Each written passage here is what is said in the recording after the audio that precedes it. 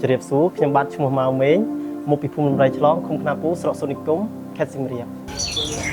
ជម្រាបសួរអ្នកខ្ញុំឈ្មោះឈុំឡុំជាប្រធានបណ្ដាញយុវជនរបស់គម្រោង ESIPA ហើយមកពីភូមិឈូកឃុំខ្នាពូស្រុកសូនីគមខេត្តសៀមរាប ជម្រាបសួរខ្ញុំបាទឈ្មោះសិតស៊ីនជាយុវជននៅក្នុងគម្រោង ESIPA របស់អង្គការក្រែន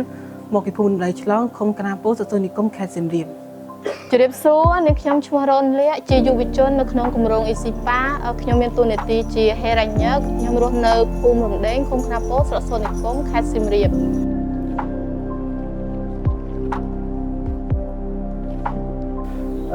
ទាក់ទងនឹងចំណេះដឹង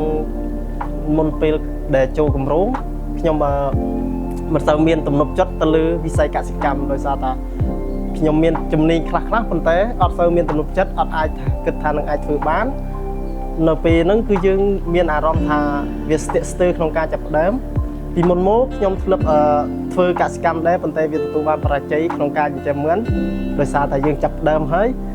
ដាក់ដើមទុនរៀងធំដែរទៅដល់ពេលហ្នឹងគឺយើងទទួលបានបរាជ័យ ចាតើតើនឹងមុនចូលគម្រោងគឺខ្ញុំខ្វះបទពិសោធន៍ក្នុងការដឹកនាំជាក្រុមការនិយាយជាសាធារណៈ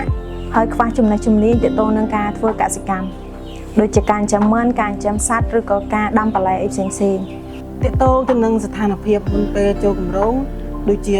ចំណេះដឹងបទពិសោធន៍ចំណេះជំនាញនៅក្នុងការដែលធ្វើពាក្យពើទៅនឹងវិស័យកសិកម្មគឺខ្ញុំមិនដែលមានសោះតែបង ទៅលើវិស័យកសិកម្មខ្ញុំអត់ទាន់យល់ច្បាស់ពីការធ្វើការងារកសិកម្មហើយចំពោះពីជំនាញផ្សេងៗដែលទាក់ទងទៅនឹងកសិកម្មដូចជាការចិញ្ចឹមសត្វការធ្វើការចិញ្ចឹមសត្វការដាំបន្លែនឹងពួកយើងអត់ទាន់បានយល់ច្បាស់ទេ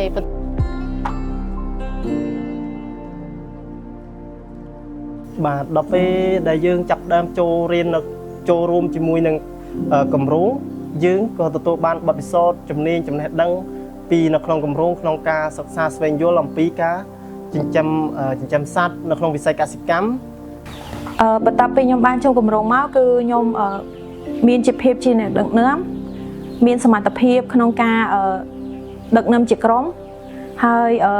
ហ៊ាននិយាយជាសាធារណៈនិងហ៊ានធ្វើការសម្របសម្រួលទៅលើ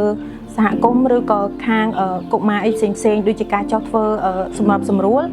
ទៅការគ្រប់គ្រងសម្រាមហើយនឹងការចោះអំពើហិង្សាទៅលើគ្រួសារហើយនឹងសម្របសម្រួលទៅលើអត្ថប្រយោជន៍នៃព្រៃឈើ ទាក់ទងក្រោយពេលដែលខ្ញុំបានដាក់ពាក្យចូលនៅក្នុងគម្រោងគឺខ្ញុំទទួលបានចំណេះដឹងចំណេះជំនាញក៏ដូចជាបទពិសោធន៍ហើយនឹងការអនុវត្តជាក់ស្ដែងបានច្រើនទីមួយទាក់ទងទៅនឹងចំណេះដឹងទាក់ទងទៅនឹងបច្ចេកទេសផ្សេងៗដែលគម្រោងក៏បានដឹកនាំយុវជនទៅរៀនពីទ្រឹស្ដីផ្ទាល់មានដូចជាការចិញ្ចឹមសត្វការដាំបន្លែពីក្នុងសហគមន៍ក៏ដូចជាមេជ្ឈដ្ឋានខាងក្រៅក៏ដូចជានៅតាមតាខេត្តផ្សេងៗហើយមួយទៀតគឺទាក់ទងទៅនឹងចំណេះជំនាញនៅក្នុងការអនុវត្តធ្វើគឺពួកខ្ញុំបន្ទាប់ពីទទួលបានរៀនពីទ្រឹស្ដីទៅហើយគឺយុវជននៅក្នុងគម្រោងគឺបាននាំគ្នាអនុវត្តជាក់ស្ដែងរួមមានការអនុវត្តកន្លងមកមានសកម្មភាពដូចជាការចិញ្ចឹមមឿនការចិញ្ចឹមកែបហើយនិងការដាំបន្លែនៅលើធ្នើជាដើម បន្ទាប់ពីយើងចូលគម្រោងក្រោយពេលដែលយើងចូលគម្រោងបានបរៀនពីមេរៀនផ្សេងៗដូចជាមេរៀនសម្រាប់សម្រួល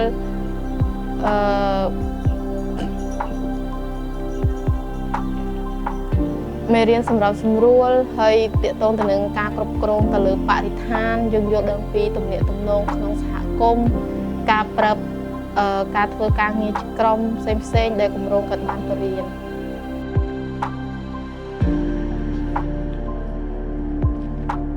បើចំពោះគម្រោង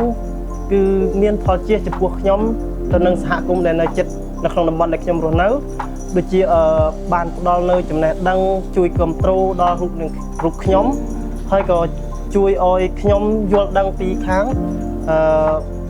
ចង់និយាយថាជួយឲ្យខ្ញុំយល់ដឹងពីបរិបទនៅជុំវិញខ្លួនដែលពាក់ព័ន្ធជាមួយនឹងវិស័យកសិកម្មកាន់តែច្បាស់និងមានគំនិតថ្មីៗក្នុងការចាប់ផ្ដើមនិងជួយគ្រប់គ្រងដល់សហគមន៍ ទាក់ទងនឹងគម្រោងជាផលទៅលើនាងខ្ញុំគឺមានដូចជាការបង្កើនប្រាក់ដូចជារកចំណូលពីការចិញ្ចឹមសត្វការដាំបន្លែហើយនឹងការចិញ្ចឹមសត្វអីនានាផងដែរហើយទាក់ទងនឹងសហគមន៍ខ ខាងគម្រោងមានផលជាទៅដល់សហគមន៍ដូចជាបានណែនាំយុវជនទៅឲ្យខាងសហគមន៍ស្គាល់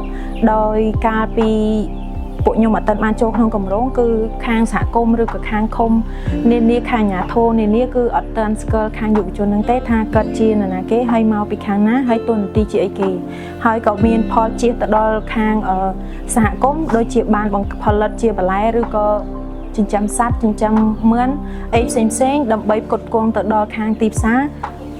ជួយផ្គត់ផ្គង់ទៅដល់សហគមន៍ផងដែរ ទាក់ទងទៅនឹងផលជាមកលើខ្លួនឯងក៏ដូចជានៅក្នុងសហគមន៍គឺមានច្រើនទីមួយផលជាទៅលើខ្លួនឯងគឺខ្លួនឯងអាចទទួលបានបទពិសោធន៍ហើយនឹងចំណេះដឹងយ៉ាងច្រើនទាក់ទងទៅនឹងវិស័យកសិកម្មដែលអាចឲ្យខ្លួនឯងចូលទៅអនុវត្តក៏ដូចជាធ្វើជាប្រកបរបរនៅក្នុងផ្ទះខ្លួនឯងនៅពេលដែលយើងផលិតដោយការចិញ្ចឹមសត្វឬការដាំបន្លែបានច្រើនគឺជាអាចប្រកួតប្រគំផលិតផលទាំងនោះទៅក្នុងសហគមន៍កាត់បន្ថយការនាំចេញបន្លែឬក៏ត្រីសាច់ពីខាងក្រៅចូលក្នុងសហគមន៍បង្កើនការងារដល់យុវជនកាត់បន្ថយការធ្វើចំណាកស្រុករបស់យុវជនក៏ដូចជាយុវជនអាចចែករំលែកនៅបទពិសោធន៍ដូចជាចំណេះជំនាញដែលគាត់បានអនុវត្តកន្លងមកទៅដល់ប្រជាពលរដ្ឋនៅក្នុងសហគមន៍ដើម្បីឲ្យគាត់បានអនុវត្តហើយដើម្បីឲ្យគាត់បង្កើតបានប្រាក់ចំណូលដូចគ្នា ចំពោះខ្ញុំផ្ទាល់គម្រោងគិតបានប្រហាត់រៀនយើងពីការប្រមូលប្រភពទៅលើការបង្កើនប្រាក់ចំណូលតាមរយៈការផលិតទៅលើសមត្ថភាពខ្លួនឯងនិងការលក់ពីផលិតផលទៅលើកសិកម្មដើម្បីឲ្យយុវជនក៏ទទួលបាននៅថវិកាត្រឹមជាងពេលការដែលយើងអត់ទាន់បានចូលក្នុងគម្រោងហើយចំពោះខ្ញុំផ្ទាល់យើងចេះពីជំនាញកសិកម្មទាក់ទងទៅនឹងការចិញ្ចឹមសត្វការដាំបន្លែហើយនឹងការធ្វើជីកំប៉ុស្តអីផ្សេងៗទាក់ទងទៅនឹងការប្រើប្រាស់ជីធម្មជាតិដែលយើងកាត់បន្ថយជីគីមីហើយចំពោះសហគមន៍គឺគម្រោងក៏បានបង្កើនទំនាក់ទំនងរវាងយុវជនទៅនៅក្នុងសហគមន៍ដែលយើងមានការបញ្ចេញមតិនៅក្នុងសហគមន៍ហើយនឹងជំរុញឲ្យសហគមន៍នឹងក៏ទទួលស្គាល់ទៅដល់យុវជនដូចគ្នា សូមអរគុណសូមគោរពលា អរគុណសូមគោរពលាបាយបាយ សូមអរគុណបាទសូមជម្រាបលា អរគុណសូមជម្រាបលាបាយបាយ